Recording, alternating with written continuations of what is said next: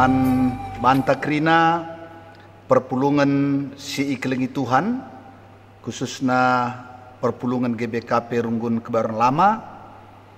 Jumpa kita ibas PJ Jenta minggu enda. Ope dengar ras-ras kita ngorati kata dibata si jadi nas PJ Jenta. Mari si pindo lebih pimpinan, si pindo penampat man Tuhan, si pebulat ukurta ras kita ertoto kita. Tuhan dibata Bapa kami siringan ibas surga, isahkan kami bujur man bandu Tuhan, ibas keleng ati ras lias atendu, si tetap nemani perdalanan kegeluhan kami, bagai perdalanan geluh gerejandu. Meriah ukur kami adibas kesempatan nenda, bancika kami RPJJ, sekali secara virtual, tapi kami keleng atendu, simpersadakan kami ibas Tuhan. Kam singajari kemahandu, kam sinampatisa, gelah ngasup kemahandu, nehken kebenaran firmandu, bagi sentudu ras surasurandu. Bagepe kam kasing kuasai pusuh praten krina ngawan ni perpulungandu, gelah bancika ialokan perpulungandu katandu, dengan ipakekan kami, idalankan kami, bas kegeluhan kami, khususna bas kegeluhan tengah-tengah gerejandu. Ngerana dage kam Tuhan man krina kami si ikut muat bagin ibas PJJ enda, nggo sikap kami ngaloken firmandu.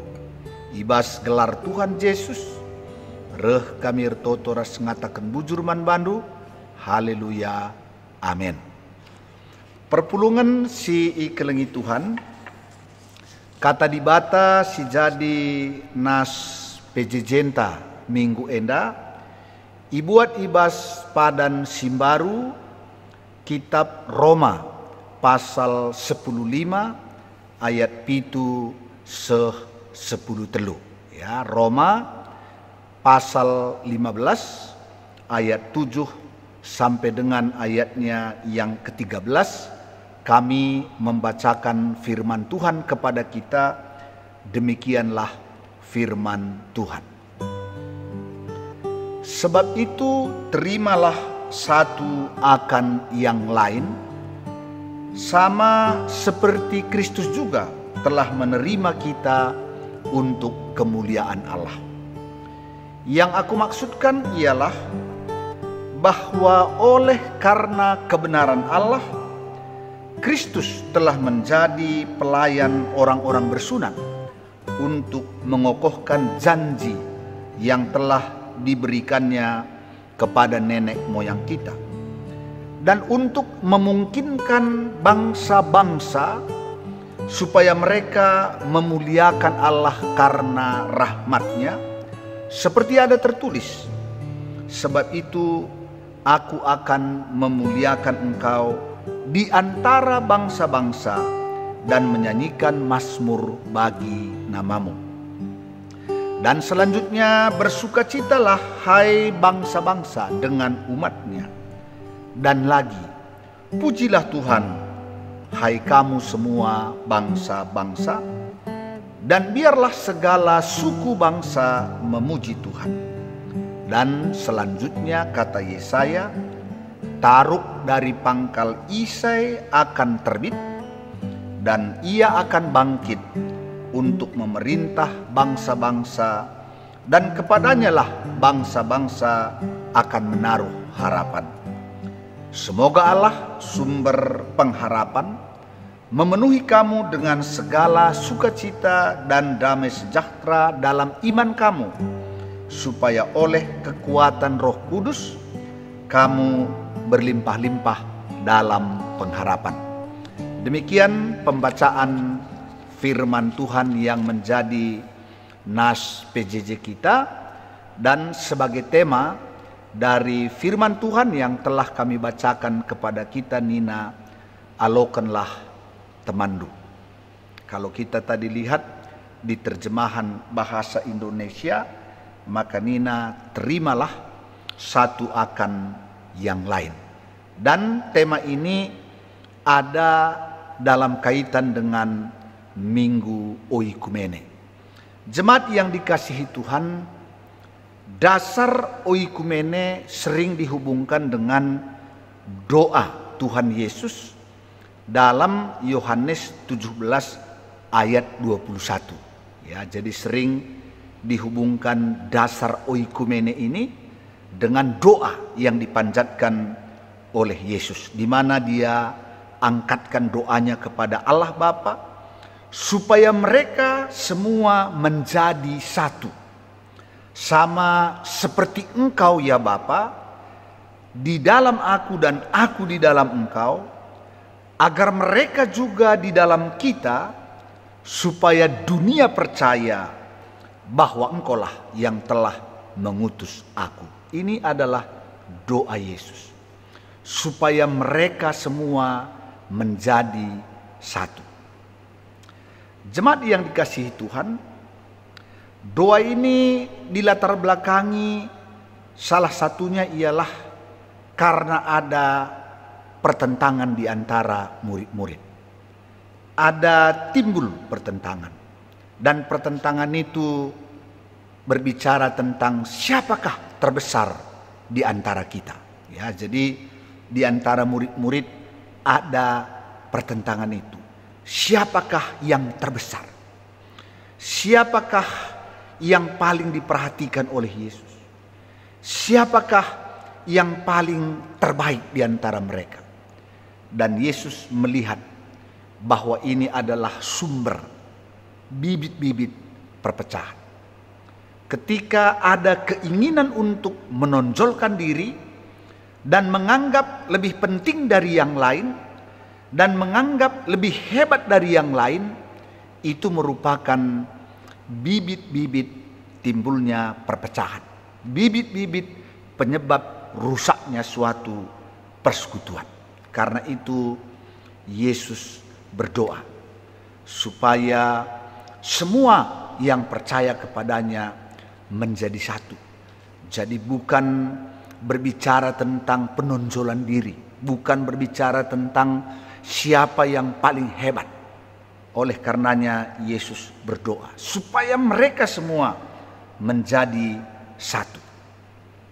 Jadi doa ini sungguh-sungguh doa yang dinaikkan oleh Yesus sendiri, supaya hal itu sungguh-sungguh terjadi di antara orang-orang percaya. Jadi orang-orang percaya itu menjadi satu, bukan menjadi sama. Ini penting menjadi perenungan bagi kita. Kalau dikatakan menjadi satu, tidak berbicara menjadi seragam, bukan. Menjadi satu tidak sama dengan menjadi sama, tidak. Tetapi perbedaan-perbedaan yang ada dapat diikat menjadi satu, dapat terikat erat menjadi satu. Jadi inilah yang didoakan oleh Yesus, supaya perbedaan-perbedaan bukan menjadi sumber persoalan, tapi perbedaan-perbedaan dapat menjadi satu, diikat oleh kasih Kristus yang telah menyelamatkan.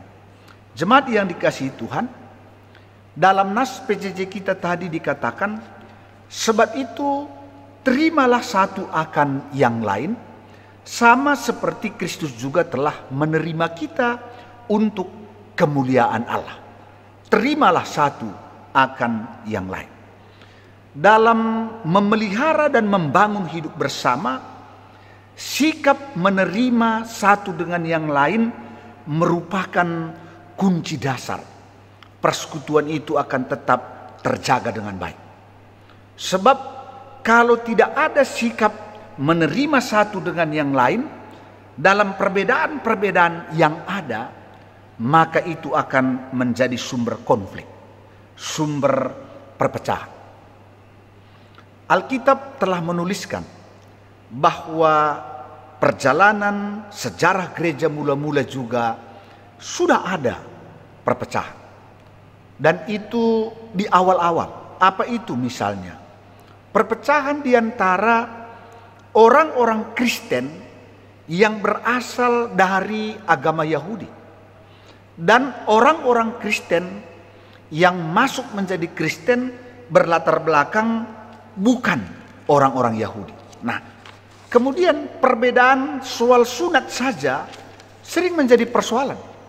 Dan kemudian kita tahu betapa sering orang-orang Kristen yang berlatar belakang Yahudi memaksa supaya mereka yang menjadi Kristen yang bukan dari orang Yahudi, mereka juga harus menjalankan sunat. Sehingga ini juga sering menjadi persoalan, ya, karena menonjolkan perbedaan, kemudian menginginkan menjadi sama. Nah, di situ soalnya. Padahal Yesus mengatakan menjadi satu, bukan menjadi sama. Perbedaan-perbedaan yang ada itu dapat dijadikan satu, menjadi persekutuan yang harmonis.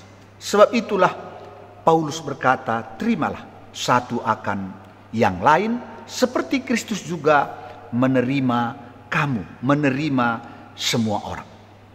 Jemaat yang dikasihi Tuhan, perbedaan sebenarnya adalah anugerah yang diberikan oleh Allah kepada manusia. Perbedaan suku bangsa, perbedaan budaya, perbedaan warna kulit, dan banyak perbedaan-perbedaan lainnya yang memang itu diciptakan oleh Allah.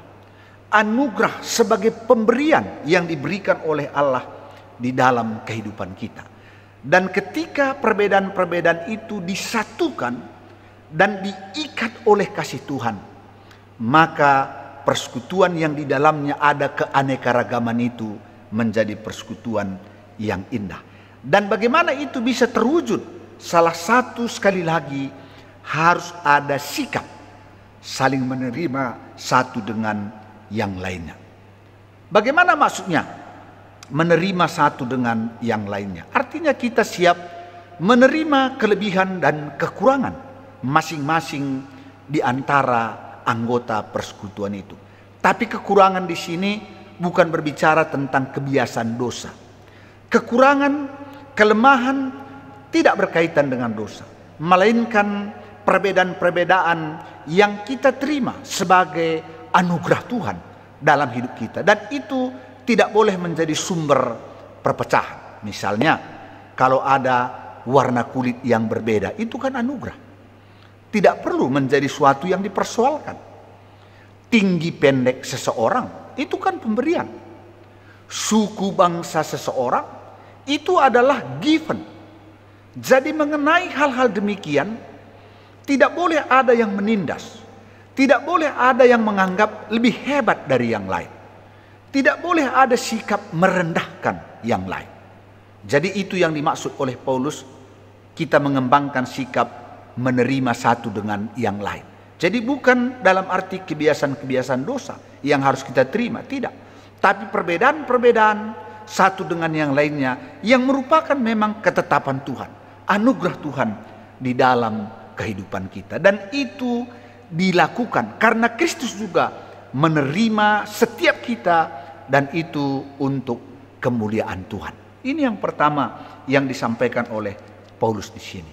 Dan kemudian Paulus menegaskan kembali tentang anugerah yang diberikan oleh Allah di dalam Kristus, baik terhadap orang-orang Yahudi yang disebut bersunat maupun terhadap bangsa-bangsa di luar Yahudi yang sering dikatakan tidak bersunat. Jadi Kristus itu menjadi pelayan orang-orang bersunat untuk mengokohkan janji yang telah diberikannya kepada nenek moyang Israel. Tetapi juga Kristus adalah anugerah kebenaran yang diberikan oleh Allah untuk bangsa-bangsa di luar Yahudi. Jadi Yesus menjadi pokok keselamatan baik bagi orang Yahudi yang menjalankan sunat maupun bagi orang-orang non-Yahudi yang tidak bersunat. Mengapa? Karena orang-orang Yahudi yang selalu menekankan sunat, mereka sering menganggap bahwa ketaatan terhadap hukum Taurat adalah dasar keselamatan. Dan ternyata tidak ada satupun karena melakukan hukum Taurat dapat diselamatkan. Oleh karenanya, kebenaran yang datang dari Allah, yaitu melalui Kristus, maka orang-orang Yahudi beroleh keselamatan, dikokohkan janji yang telah disampaikan oleh Bapa kepada nenek moyang mereka. Demikian juga kematian Kristus di kayu salib, kehidupannya yang dia persembahkan untuk keselamatan manusia, bukan hanya untuk orang Yahudi, tapi juga untuk kita, orang-orang yang berasal dari non-Yahudi. Jadi di dalam Kristus semua kita mendapat anugerah Allah. Di dalam Kristus semua kita menjadi keluarga besar. Di dalam Kristus perbedaan-perbedaan itu menjadi satu karena keselamatan yang diberikan oleh Allah kepada kita. Karena itulah dasar oikumene itu. Karena Yesus adalah harapan semua bangsa. Yesus adalah harapan semua manusia. Karena di dalam dialah semua suku bangsa, baik Yahudi, dapat memuji-muji memuliakan Allah, dapat mengucap syukur kepada Tuhan. Dan terakhir Paulus mengakhiri firman ini dengan berkat, semoga Allah sumber pengharapan memenuhi kamu dengan segala sukacita. Itulah yang diharapkan oleh Paulus. Persekutuan jemaat itu yang di dalamnya beraneka ragam, mereka semua dipenuhi oleh pengharapan dan sukacita yang datangnya daripada Tuhan.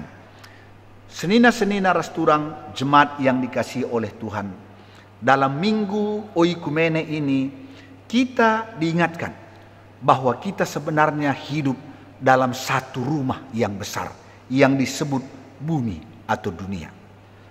Karena itu kita harus saling menerima satu dengan yang lain. Kita harus membangun relasi yang baik satu dengan yang lain.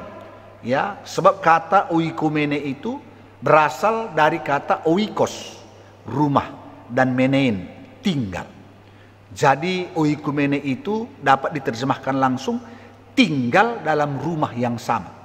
Oleh karenanya orang-orang yang tinggal di dalam rumah yang sama, makhluk-makhluk hidup yang juga tinggal dengan kita dalam rumah yang sama, maka kita harus menjalin hubungan yang harmonis, menjalin hubungan yang baik. Oleh karenanya hari-hari ini sering dikembangkan bukan lagi oikumene hanya dalam arti oikumene hubungan antar denominasi gereja, tidak. Tapi sekarang sudah dikembangkan oikumene dalam kaitan dengan lingkungan hidup. Jadi ternyata kita juga harus beroikumene dengan ciptaan lain, baik dengan tumbuh-tumbuhan maupun dengan hewan-hewan, ternak-ternak, binatang-binatang. Kita harus membangun hubungan oikumene. Mengapa? Karena kita hidup dalam rumah yang sama, dan apabila hubungan kita harmonis dengan ciptaan Tuhan itu, maka kita akan menikmati kebahagiaan di dalam kehidupan kita. Karena itu kita perlu menjaga supaya hubungan kita harmonis dengan lingkungan kita, dengan alam semesta, dengan makhluk-makhluk hidup lainnya. Kemudian oikumene juga harus dikembangkan bukan hanya antar gereja, tapi juga antar agama. Jadi sekarang oikumene juga berbicara tentang membangun hubungan yang harmonis antar agama. Ya, bagaimana kita bisa beroikumene antar agama? Tentu kita tidak membicarakan dogma, kita tidak membicarakan iman kita, tapi kita bisa melakukan hal-hal yang berkaitan dengan sosial, berkaitan dengan kemanusiaan dan concern yang sama.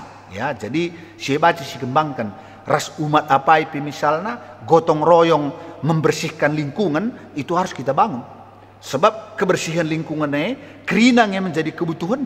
Adilit penindasan terhadap manusia, tentu setiap agama concern untuk membela, untuk melepaskan orang-orang yang tertindas oleh karena ketidakadilan atau kemanusiaan. Jadi kita bisa mengembangkan hidup oikumene antar agama. Nah, tapi juga kita tidak bisa lupa bahwa tugas kita seperti doa Yesus, supaya kita juga menjadi satu, membangun hubungan yang harmonis dengan gereja-gereja yang lainnya. Jadi kita yang semua berdasar keyakinan kepada Yesus Kristus, Mungkin denominasi kita nggak sama, karena kita tahu hari-hari ini ada begitu banyak aliran-aliran gereja.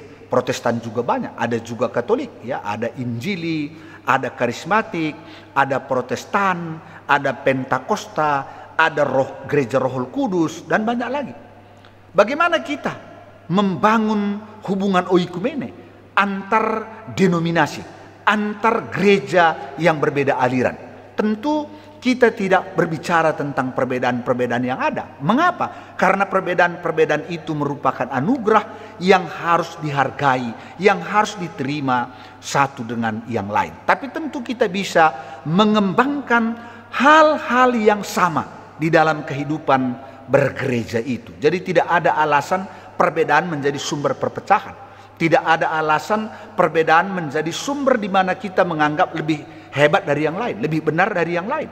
Semua kita adalah satu tubuh, yaitu tubuh Kristus dengan anggota-anggota yang berbeda-beda. Jadi ini harus kita kembangkan di tengah-tengah kehidupan beroikumene. Oleh karenanya, puji Tuhan, hari-hari ini kita kembali diingatkan bahwa gereja memiliki saudara-saudara yang hidup dalam rumah yang sama, yaitu dunia, di mana kita harus membangun kebersamaan, dan salah satu dasarnya ialah saling menerima, saling mengakui. Seperti 5 dokumen keesaan gereja, di mana salah satu dari 5 dokumen keesaan gereja itu yaitu PSM-SM, ya, piagam saling mengakui, saling menerima. Jadi itu harus dikembangkan di dalam kehidupan bersama. Bukan lagi kita mencari kelemahan atau mempersoalkan perbedaan-perbedaan, tapi membangun persekutuan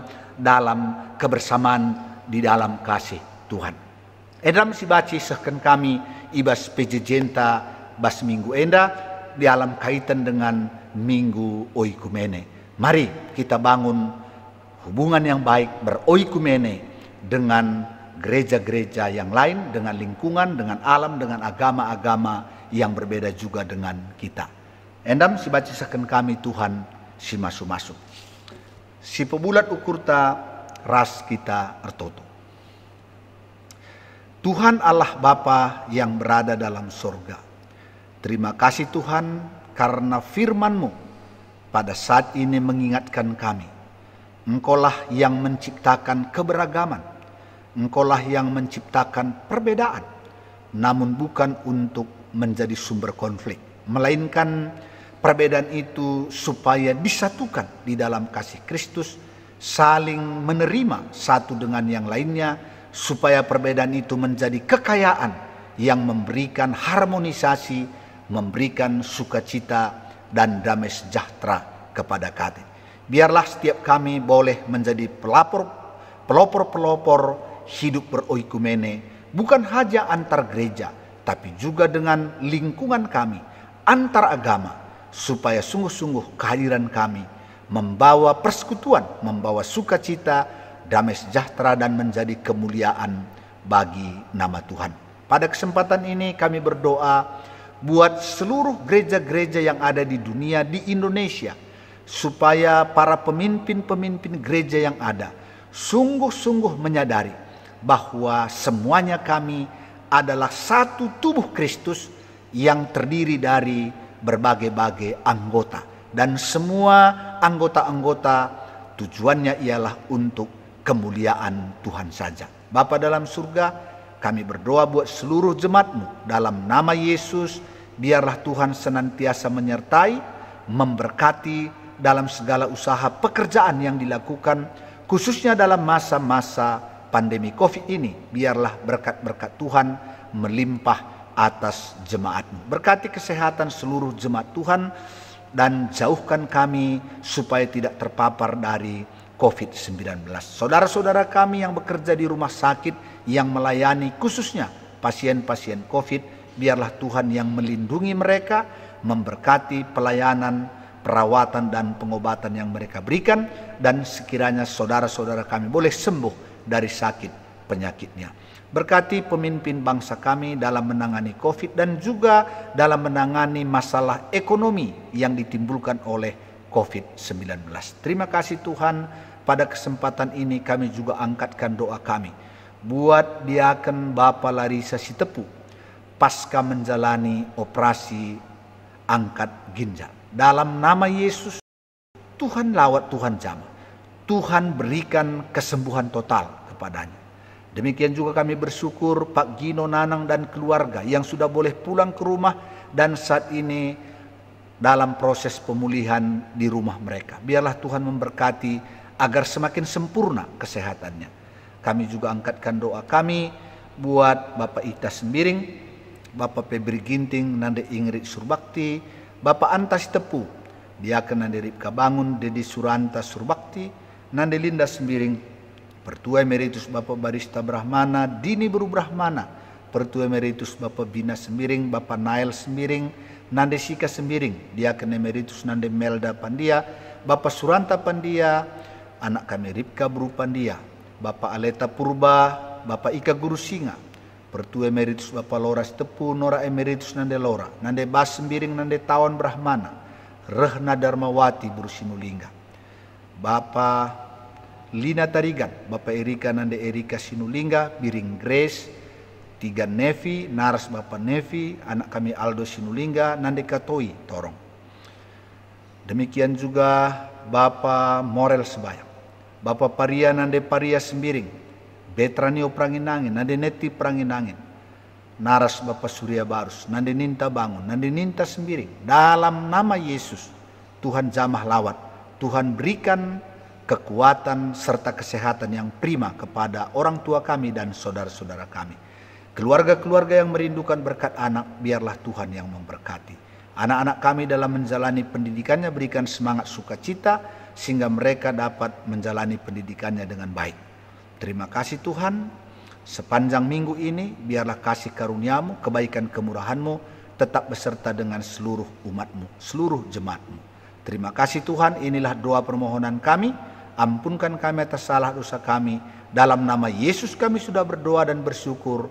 Haleluya, haleluya, amin. Jadi bagendam, PJJ tabas minggu enda, Tuhan si masu-masu kita kerina. Shalom.